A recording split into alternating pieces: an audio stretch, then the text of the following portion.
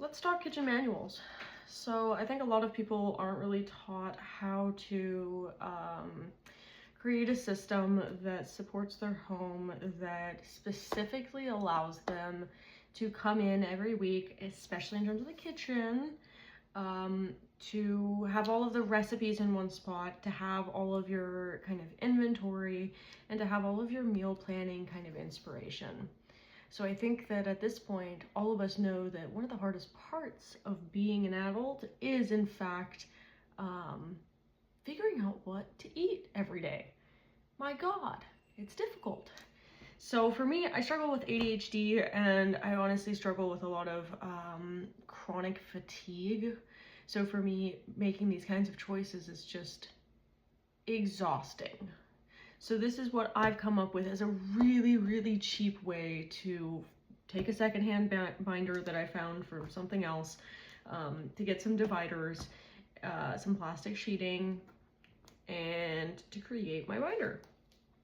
So for me in my binder, I keep my grocery list of the week right on top. So this is what I'm referencing when it comes to what's in my freezer that I need to get out as fast as possible, what's in my fridge that I need to use up as fast as possible, and then I just kind of cross-reference where exactly I'd like to pick up any ingredients I'm missing and kind of balance my week plan. Obviously, you don't need a print off like this.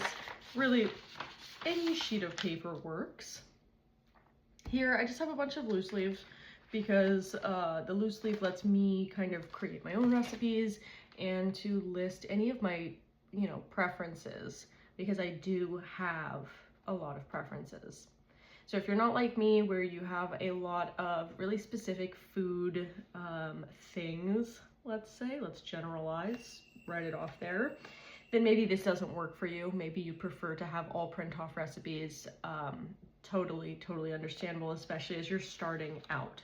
I don't really know whether or not you're a big cooker or not. So this one right here is my inventory.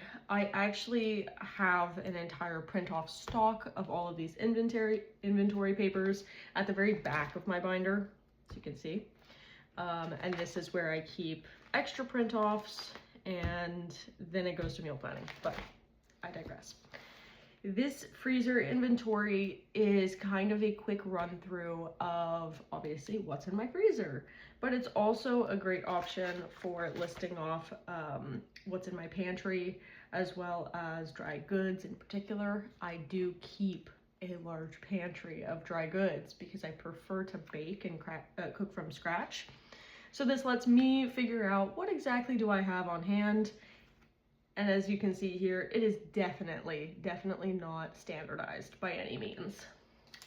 So this is usually where I will write my date, and I will run through for my month. What do we have left over? What do I want to get out of my freezer before I restock? So in my case, I have quite a bit at the moment of meat and stuff that I'm trying to kind of disperse into meals. And this keeps me from wasting, because that obviously will then get every week cross-referenced onto one of these sheets. So moving forward, we've got recipes. I love to have my homemade recipes, which is obviously marked here. You've got homemade and you've got internet to keep things a little bit more straightforward. And then due to lack of spacing alone, I got a little creative, and if you pull all of my tabs this way, you actually have sweet, savory, sweet, savory. So that just means that when I go through my binder and I start with my homemade recipes, if I pull this one over, this first tab is sweet. So this is gonna be my sweet section. It's first in mine because I love to bake. These are gonna be handwritten recipes that I keep on hand for quick access. And then of course you've got the savory, which is going to be, again, homemade or home, crafted recipes that I keep and create right in this section. Same goes for sweet. These are my preference. Obviously I have a lot of different preferences, and eventually the way that I do it is if I've made a recipe a lot, then I will have little notes in here. Let's see if I can find one. Yeah, this one. So once I've made a recipe, rather than just make it and be like, I didn't really like it, I'm gonna be like, okay, well, this is what I've adjusted, whether it's, I'm just writing in notes for grams because it's a lot more efficient to use a scale. Otherwise, these are just kind of the little notes that I've taken throughout making this recipe, because every recipe is going to be a little bit different, and obviously everyone has different preferences. But once this becomes, let's say, a staple, if I'm making this every week, and at this point I've actually modified like 50% of the ingredients, it's at this point that I will then obviously go to the front, pull out a sheet of paper, and write off my own version of this recipe, because at that point it's my own, right? Obviously based on someone else's, but completely different at the same time.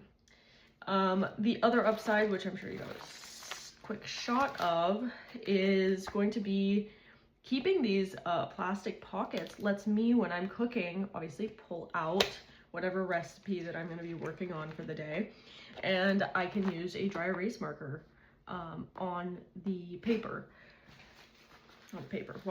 On the plastic sleeve, and obviously it stays on pretty well, but with just a little bit of a wet cloth, this one is dry for reference, but with a wet cloth you can actually really kind of get more efficient with going through recipes. If you're anything like me, the constant back and forth in the kitchen, distractions, and if someone's talking to me, I'm gonna lose my place. And I think this is where I lose most of my time in cooking, is when I'm going back and forth between the paper and what I'm doing. So this kind of really keeps things quite efficient. Let's not put this in wrong. And there you go. So obviously at the back, this is the unmarked section. As you can see, I haven't come up with one specific way to categorize this, but obviously we've got inventory where I keep the extra papers, and then we also have meal planning.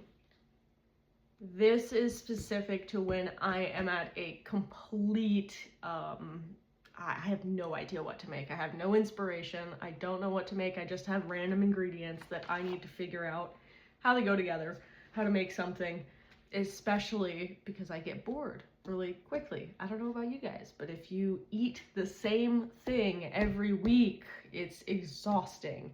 And if you're always cooking with the same base seasoning, it starts to get really boring.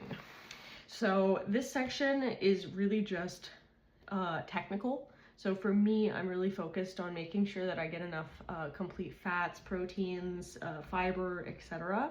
So I have a print off that kind of lists out information on, for instance, your fiber intake. And this is really just so that I can always come back and reference this. I would rather not have to Google everything every time.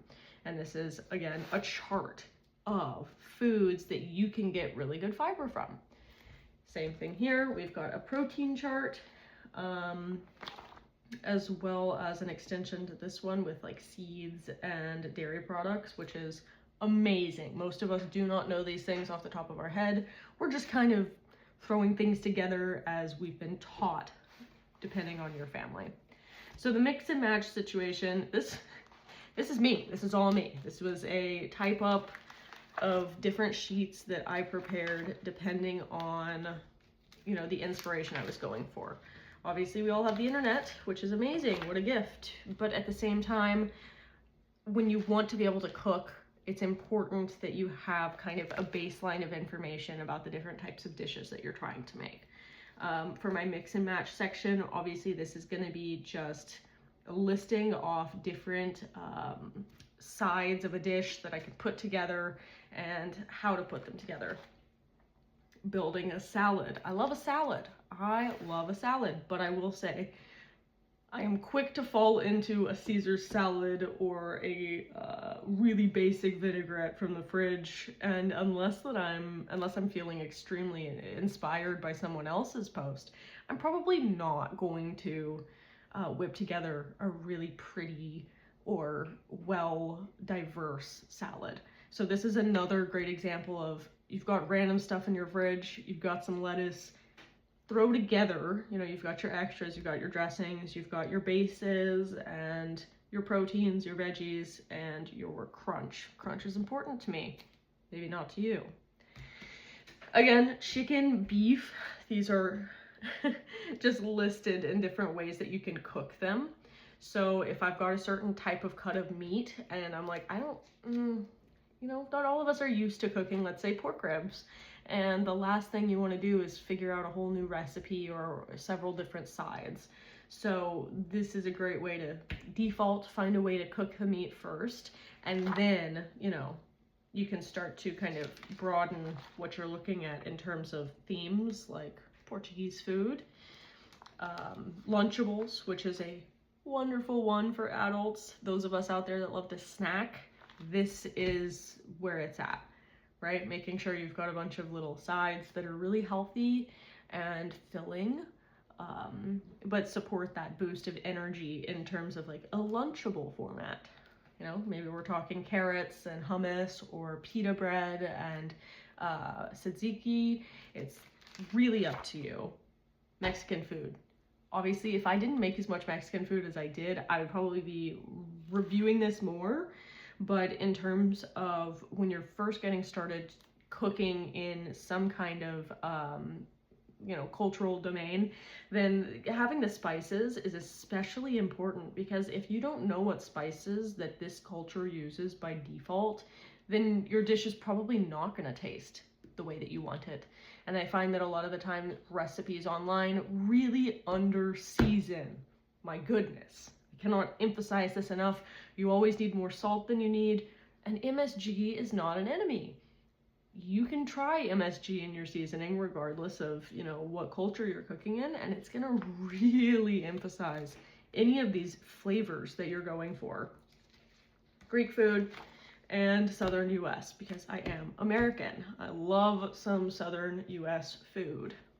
So there we have it. I keep extra sleeves at the back, and it really is that simple. This allows me to do quick, easy recipes weekly to keep up with what's in my pantry, and to obviously stay creative. Because I think that the epitome of enjoying cooking as an adult is finding ways to tailorize it to, yes, what you like and what your family likes, but also to find ways to kind of branch out in a safe and not overly expensive manner. You know, you don't need to go out and buy a whole new pantry just to cook Asian foods. It's like having your base sauces, boom, that easy. So let me know if you have any questions, and I'd be happy to share any of my basic fronts that I've made on Canva. But you really don't need it. You don't need a cute front. You don't need dividers with a front page.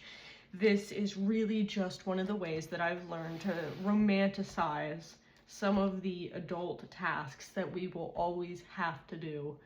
And let me know if you like it.